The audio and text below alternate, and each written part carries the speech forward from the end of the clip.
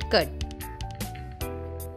मुख्तलिफ तरह के केमिकल और माहौलियात में होने वाली तब्दीली की वजह से बालों के सिरे अक्सर बढ़ जाते हैं, उसे स्प्लिट एंड कहते हैं।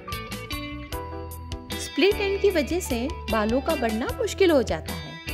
बालों की सेहतमंद नशोनुमा के लिए कुछ दिनों के वक्फे पर बाल काटना जरूरी है।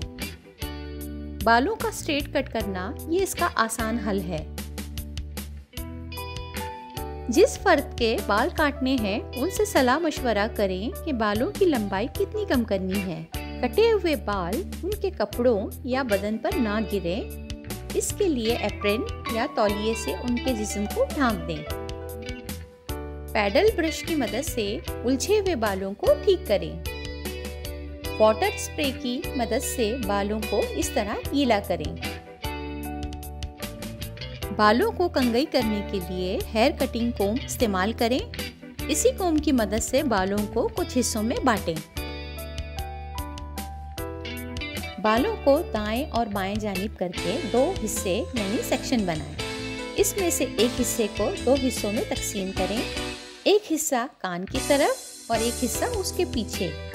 दूसरे बड़े हिस्सों को भी ऐसे ही तकसीम करें। आगे के दोनों सेक्शन में क्रोकोडाइल क्लिप या बटर क्लिप लगाएं। पीछे के हिस्से वाले बालों को तय की गई लंबाई पर काट दें।